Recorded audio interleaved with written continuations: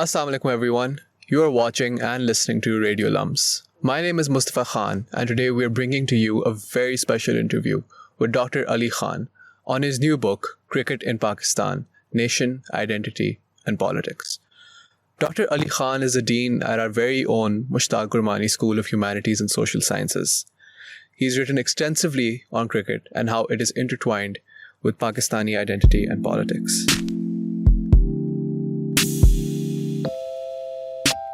First question, Dr. Khan, where did your love of cricket start from? Oh, that's going back a long way. Has been crazy about cricket for as long as I can remember.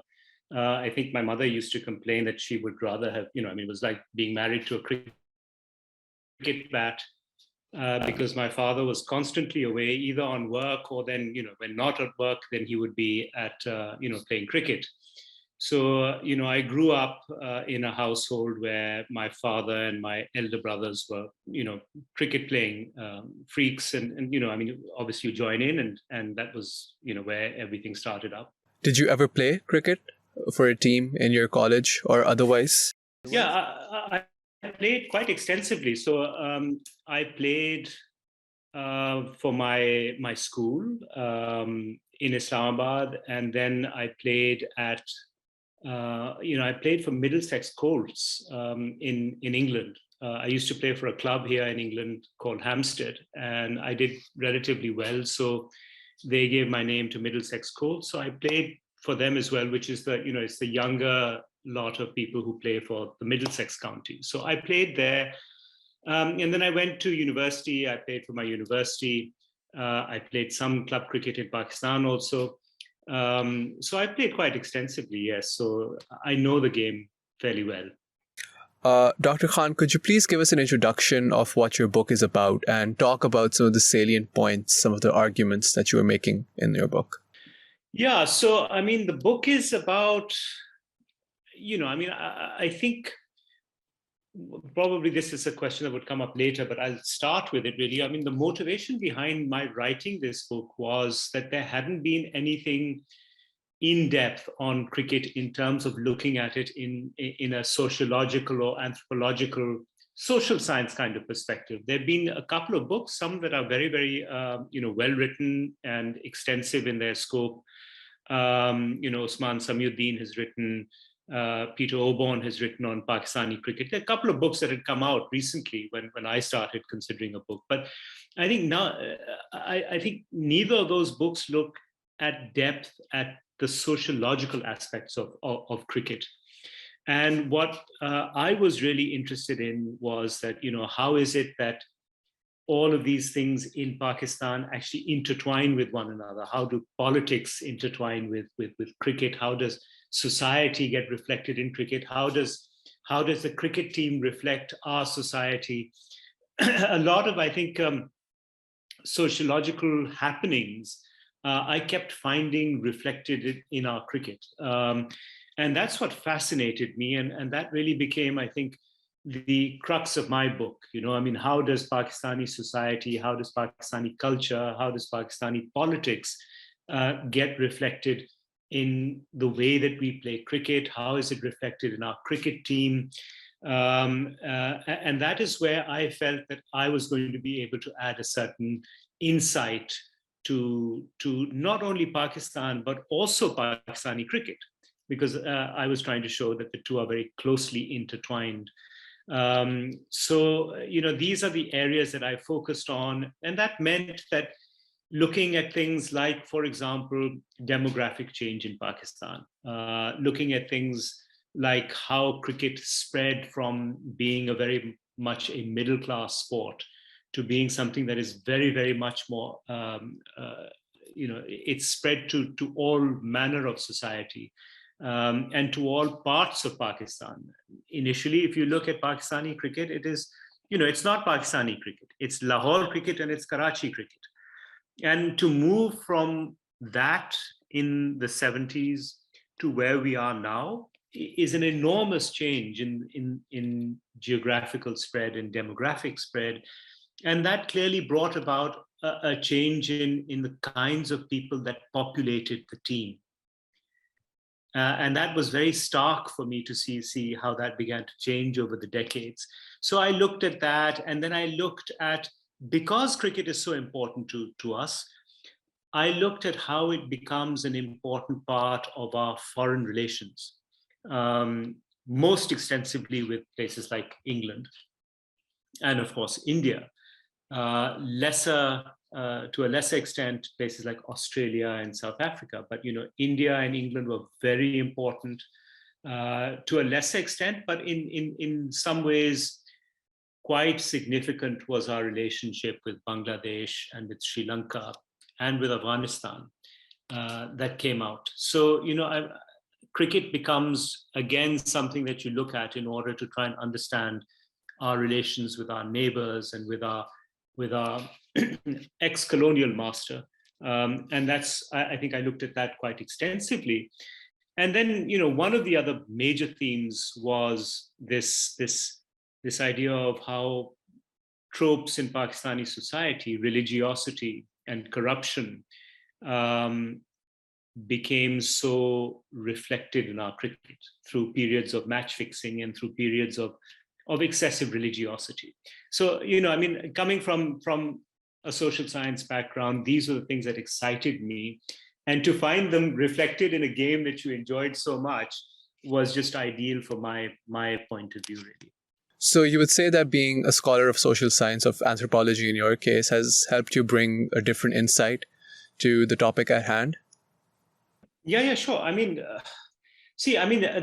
I think is the advantage of having that kind of background. If you have a social science background, if you have, in my case, a background of anthropology, I think you focus on things differently from what other people are doing. A historian would look at the same aspect slightly differently, and the book written by a historian would be a different book. A political scientist may look at it differently. A journalist may look at it differently. And all of them provide slightly different insights to the game of cricket and beyond, because, cricket is not simply a game. It's so much more than a game. And I think that's the point that is being made by CLR James, that, what do they know of cricket who only cricket know? It's so much more than that. So, I think that, coming from my own particular background means that there are certain insights that I would have been able to bring that maybe others weren't able to or didn't focus on. And I think there's a lot of space for that. The more the merrier, as far as I can see.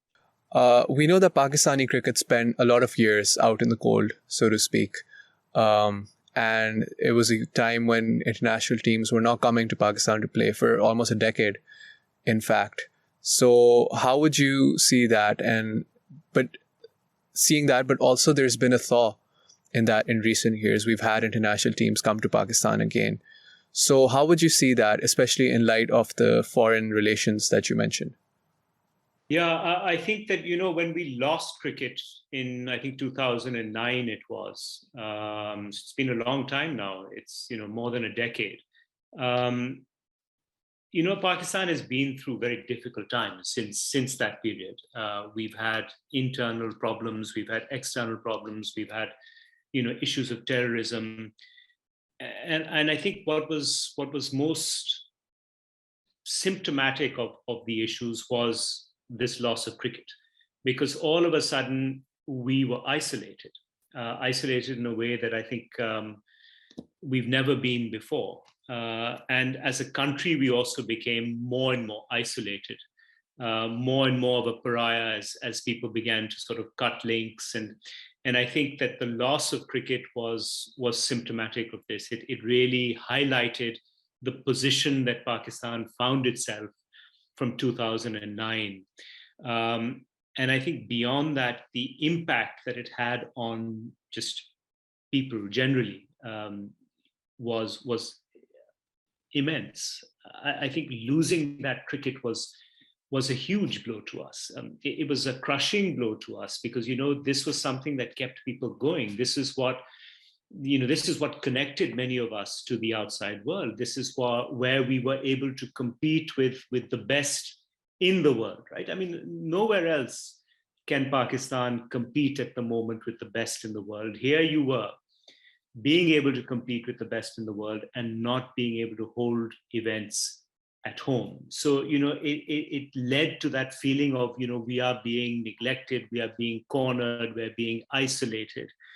So it was a very, very difficult period. And I think it is testament to the resilience of Pakistan as a country, of cricket in Pakistan, that we were able not only to survive, but we remained a potent force in international cricket. Now, to be able to do that is very, very difficult. South Africa did it when they were, during apartheid times, but South Africa had more resources and they were able to do that. And for a number of other reasons, their cricketers used to play in England, for example. They managed to keep a strong domestic system. But, for us to have survived and in an extent, to some extent, thrived is really incredible.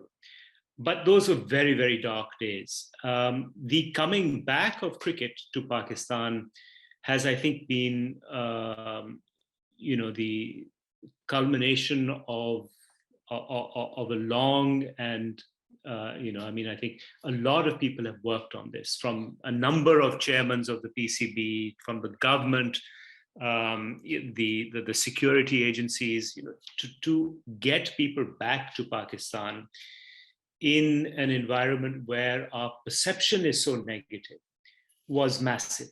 And, I think I give credit to those who were in power in the PCB at the time.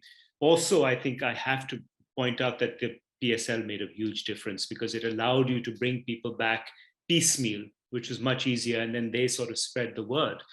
But, getting cricket back, you can see it in the crowds, how happy people are and how grateful people are to be again part of a global community.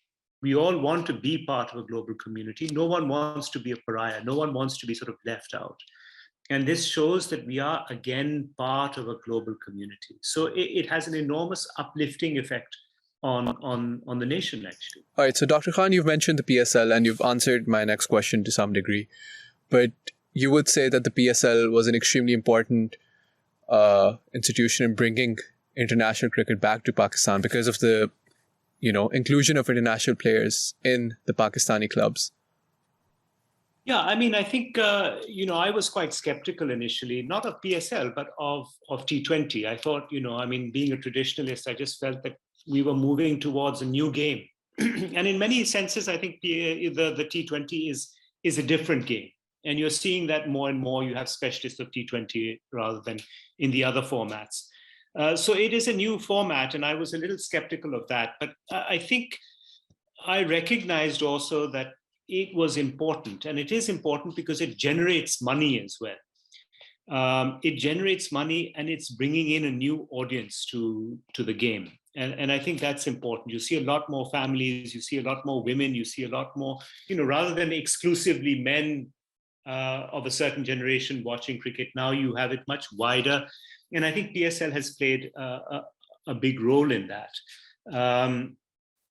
I think in terms of bringing international cricket back, whether it was actually planned that this is how we're going to do it, I'm not sure. But I think one of the major knock-on impacts of PSL was that you were able to bring two, three players internationally in, and then you grew it from there. So it became really a very important vehicle because, you were able to contain the security.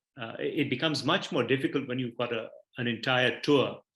And we've managed to do that also. But I think that, I think PSL was very important in winning over a few important international players. And then, you grow from there. So it has played a very, very big role, I think, in bringing cricket back. One of the criticisms that we've seen of club cricket is that they tend to take away, at least people say, from the inherent nature of the sport, playing for sport itself, and instead making it more about professionalism, about money. Do you think that that is an inherently bad thing? in Pakistani society, in Pakistani cricket? Again, I think people of different generations will have different views on this. My view is colored by the fact that, growing up, the most important games were always played between countries. Right? I mean, you couldn't beat Australia versus England or Pakistan versus India, and I think cricket has still retained that. It's unfortunate that we don't have enough Pakistan-India matches going right now, but these bilateral headlining series are important series, and they bring in the kind of passion that you don't see yet elsewhere. But money is a huge factor, and it is beginning to erode these traditional values. I think you see it a lot in the West Indies, where certain cricketers have said that they would rather play for their franchises than play for their own country. In terms of West Indies, it's a whole host of nations, but that jars a little bit for someone like myself, who has seen West Indies in the 1970s and 80s become the force that they did. And they became the force that they did because they had this feeling of playing for something bigger. It wasn't money. It was, we were playing the West Indian. If you see that documentary, Fire in Babylon, you understand the motivations of some of these great cricketers was not money. It was, we are playing as representatives of those who were brought here as slaves. And we want to show that we can compete with the best. That kind of motivation, I think, cannot be replicated with monetary concerns. But, on the other hand, people need to make a living. And, one season at the IPL will, set you up for life. So I understand that as well. But, and you'll know that right now there's this talk about a 2.5-month window for IPL, which is going to eat into the schedule for cricket, bilateral games, and particularly for Pakistan, because we have similar seasons. And that's going to be a bit of a problem, I think. But, I personally would not like to see cricket go down the route of football, where, the investment is more in a particular club, a franchise, rather than, a nation like Brazil or England or whatever else. And once every 4 years, you kind of have that. But, money is a very, very powerful motivating factor. And that's going to drive a lot of things, the way the commercial setup in international cricket is at the moment. Dr. Khan, I had this question saved for later in the interview, but you've mentioned Fire in Babylon, so I thought I'd bring it up a bit. I remember one of our professors assigned the documentary to us as part of our course, and you also came to our class and gave a talk on cricket. Do you think cricket has played as central a role in nation building and the shaping of Pakistani identity as it played in the West Indies of the 1970s? And perhaps, taking a different example, rugby played in post-apartheid South Africa? Well, you had a prime minister who was an ex-World Cup winner, so I think that would be the answer. Maybe not quite to the extent of the West Indies of the 1970s, because really, I think it was such a personal investment by them. And they were also led by a leader who was, able to unite these people in a way that was amazing. And then when you add to the mix the incredible skills of that generation of West Indians, you get this amazing team that is not only a favorite for West Indians all over the West Indies and the diaspora outside of West Indies, but for just cricket lovers all over who would love to see the West Indies play. I think Pakistan Pakistan cricket has such a central role in our own growth, in our own identity, that maybe not quite to that extent, but certainly otherwise, you'd be hard pressed to think, what else do you have in Pakistan that you can really say that, look, this is something we are immensely proud about. Where else do you have, are competing on an international level? And I think that's become more and more the case because, unfortunately, hockey has regressed to such a state that we don't have hockey left anymore. Squash has regressed to such a state that we don't have squash left anymore. Although both squash and hockey never had the profile of cricket in Pakistan. Although our performance in both of those sports also were outstanding, of international caliber. But cricket does define us in such a way that we keep going back to it, and we keep thinking that this is what is going to be, this is what is going to represent us. So I think it does have a huge role to play. I think actually the new generation of Pakistani cricketers need to understand how important a role that they play as role models. And someone needs to work on this because they can have really an outsized impact on society. People listen to what cricketers say. And I recall that time when India toured Pakistan in 2004, 2005, and we had the Indian cricketers and the Pakistani cricketers involved in a polio campaign. And, things like this are really, really important in tough situations that we find ourselves in now. But, I think Pakistan is defined by its cricket. It means so much to us. It's one of the places that we can actually say that, yes, we have achieved so much and we are proud of our achievements. So I think Pakistan identity is inextricably linked to its cricket. Great. So, Dr. Khan, you also wrote a book on cricket a few years earlier with your father, I believe, Shahryar Khan, who was once chairman of the PCB as well. So this book came out in 2013, and it's called Cricket Cauldron, The Turbulent Politics of Sport in Pakistan, in which you mentioned many of the same things that you said that you've talked about in this book as well. How do you think things have changed since then? How has cricket, how have the different social dynamics that you're exploring, have any of them changed since then? So I can't remember when that one came out, but it was really the basis for me to begin to look at some of those issues that I mentioned in that book in far greater detail. So match fixing, I think, really exploded on a couple of occasions. Right, initially when it first came out, I think in the 90s. With Salim Malik and that generation. And then when we had a recurrence of it with Amir and Asif, being sent to jail, Salman Butt. So we had these two things happening. And I think that, what we touched on at that time, I looked at in much greater detail in the second book. And things have changed, I think. I think that, there is much more awareness of the problems that cricketers face.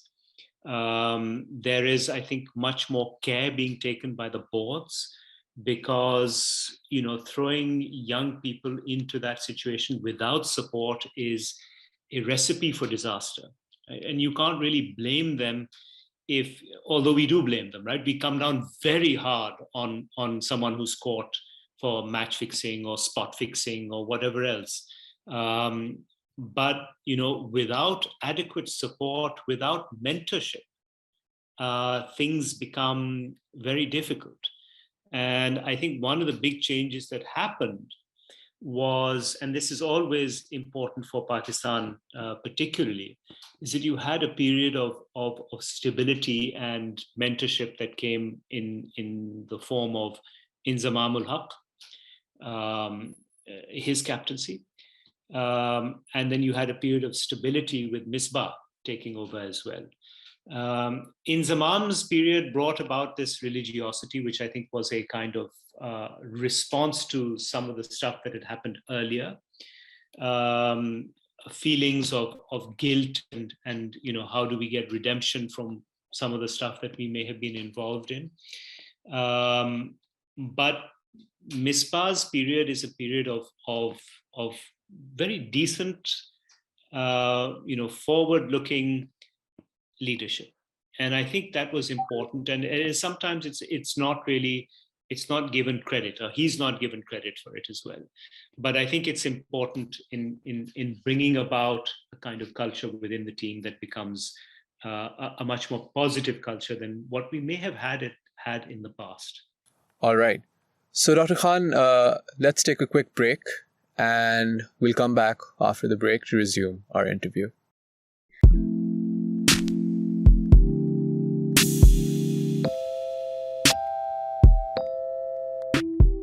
Welcome back from the break. Once again, this is Mustafa Khan with Radio LUMS along with Dr. Ali Khan talking about his new book, Cricket in Pakistan. So before we took our break, Dr. Khan, you were talking about the importance of mentorship and you gave the example of Misbah al-Haq. And I agree it's extremely important for a young player to have the right role models when they come into the world of cricket and they're exposed to all the fame, the wealth, the attention that comes from being shoved into the limelight, as it were. Do you think that the Pakistani team of today has such good mentors, for example, in their captain, Babar Azam? Yeah, I think that so Misbah did, I think, a really good job, because we were really at rock bottom when he took over. Not only in cricketing terms, but also the reputation that we had developed at that time. I was there live during the test match where that the match fixing happened with Amir and Asif and Salman Butt, and it was one of the worst days of cricket that I'd seen, because everyone knew what had happened. You were just going through the motions to finish that particular test match, and the atmosphere was just awful. It was as bad as I can remember. And he took Pakistan from that to a point where, I think people were happy to have Pakistan touring. They were well-behaved team. They were well-supported team. They were sporting, always, on the right side. They brought joy to audiences, and I think that's what Pakistan has been about. So Misbah has a huge role to play in that, I think, and I mentioned that. I've seen Babar Azam also. I think, as a young leader, he's done really well. I mean, I think he was thrown in a bit at the deep end. Being one of the outstanding batsmen of his generation is one thing, but I think he's developed into a good leader. He's respected by his teammates. And there don't seem to be many tensions between the team. In fact, I seem to find a kind of new culture that is developing amongst the Pakistan team, which is much more supportive of one another than they were in the past, where you'd have these groupings that would often occur, and groupings would often mean undercutting one another. And we've had situations whereby there have been revolts in Pakistan cricket, where we won't play under this person, we won't play under that person, and that just poisons the atmosphere immensely. Now, in this case, you have Babar, and you have 4 or 5 other good young players who seem to really have gelled together and who are supportive of one another. And I think that is a really, really good sign going forward. There needs to be a culture of support and a culture of helping one another grow, and not one of undercutting one another, which is actually quite common in our part of the world, where we do tend to try and undercut rather than say that, okay, we'll try and improve our own performances so that we can be considered as well. And I see that with people like Shaheen and Babar and Shadab. These guys are team players. They seem to be, certainly. So I think that's really a good sign going forward. Rizwan is another one. Yeah. Pakistan right now is going through some dark times, and we're facing economic crises, political crises. What role do you see cricket taking in this time, in this arena? Do you see it becoming something that is politicized and bogged down, used as a bargaining tool amongst different political players? Or do you see it becoming a force for unification and progress, something that can bring hope and relief to Pakistanis? I think that one of the things you see about Pakistani cricket is that it's tended to be quite apolitical. It's not, you don't, if you see the tweets of players, they don't usually, apart from one or two, and those people are either now retired or marginal, they don't support particular political parties, and they never really have,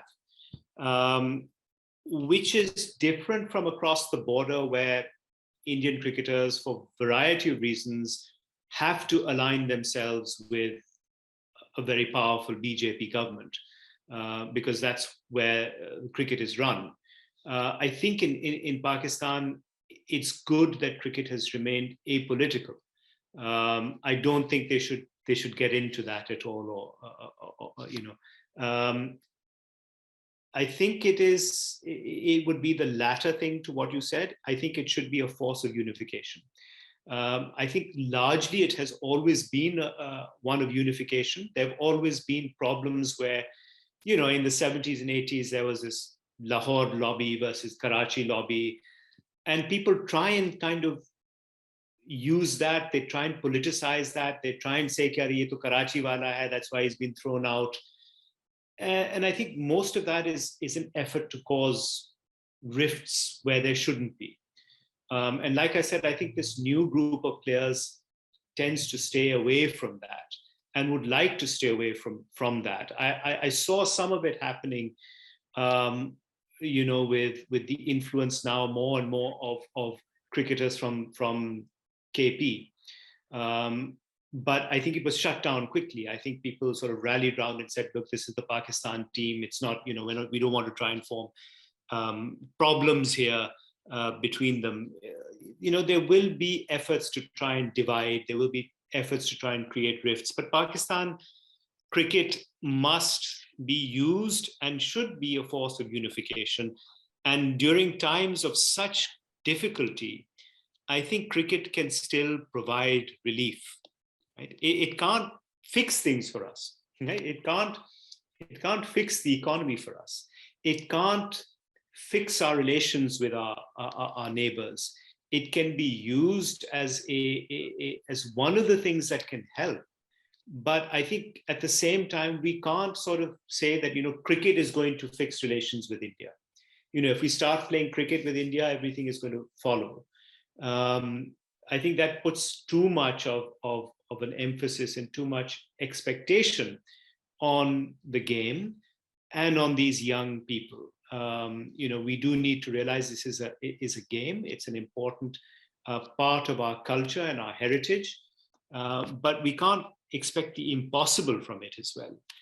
But it'll certainly be, I think, will always be a source of unity, and it will be a source of solace and happiness for Pakistanis. I mean, there's not much else that we have, but cricket has always been a shining light for us. So another question that I have about the future of Pakistani cricket, you talked about, and you said you talked in your book about how the Pakistani cricket team and Pakistani cricket itself reflects Pakistani society. How do you see the changing tides or different changes in Pakistani culture and society reflected in Pakistani cricket over the coming years? So, you can see the changes quite clearly already. Like I said initially, when you look at cricket in Pakistan from partition up to the late 1970s, it is dominated by relatively educated, relatively affluent cricketers from Lahore or from Karachi. 80% of your cricketers up until the late 1970s came from these two cities. That's it. And that is in Pakistan, right? It's two cities. So you have a cricket team that is made up of urbane people who are relatively educated, people who are relatively well-traveled, people who, have spent their summers playing cricket in England, and, very much part of that sort of setup.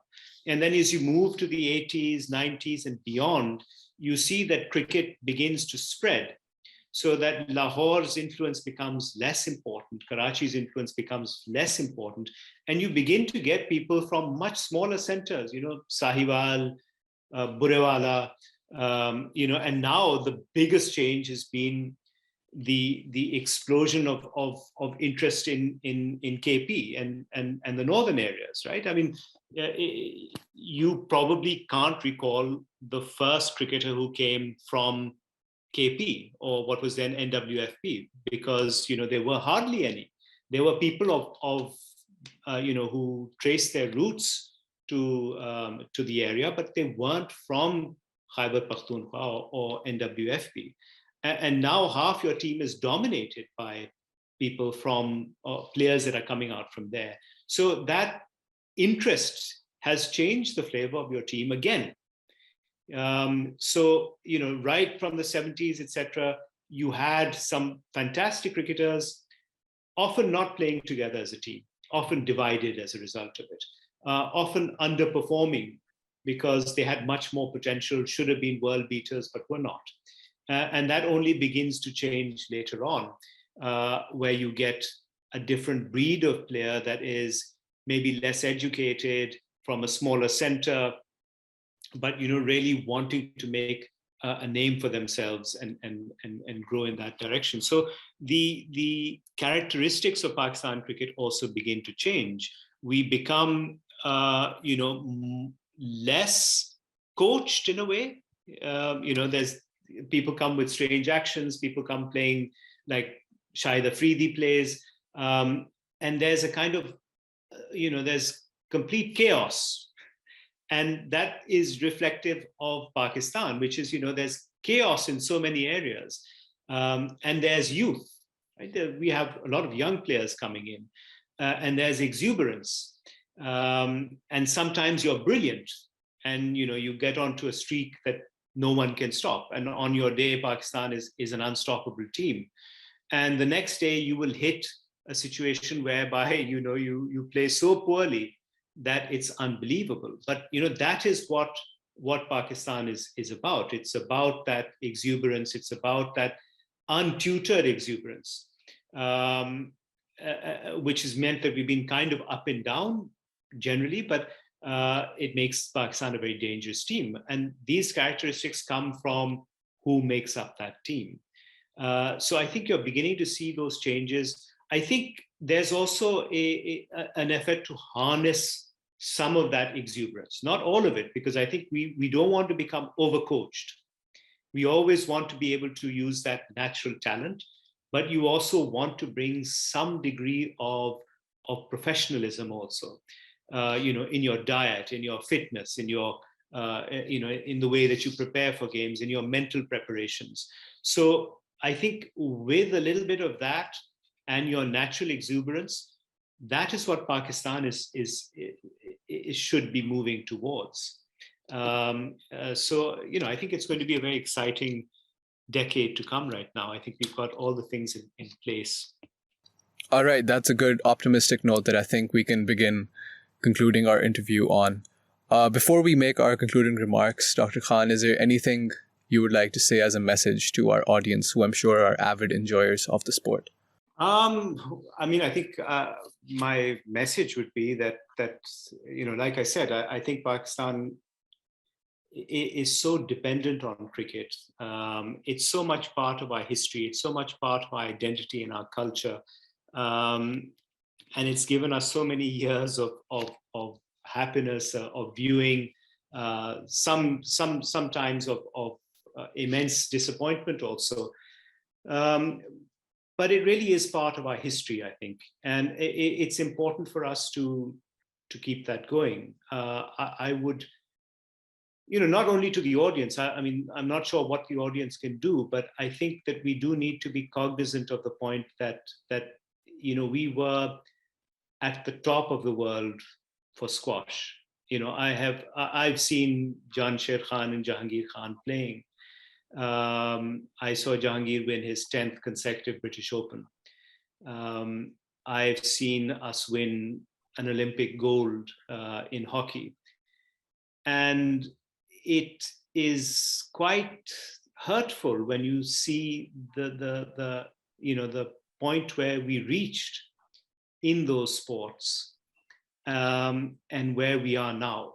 We had a history in those sports, and to now fall to a position where we don't qualify for international tournaments, I think for me is hugely disappointing, and it must be so awful for those wonderful players who made a name for Pakistan. And we want to try and ensure that cricket does not follow that route ever, because it's the one area where, like I said, where we compete with the world and show that we are as good as anyone.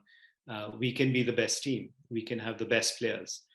So my message would be just this: that we have to try and ensure that cricket remains alive and as free from corruption and adverse influences as possible. And my book is an attempt to, one, document a little bit of our history, and also to talk about some of the dangers that the game faces.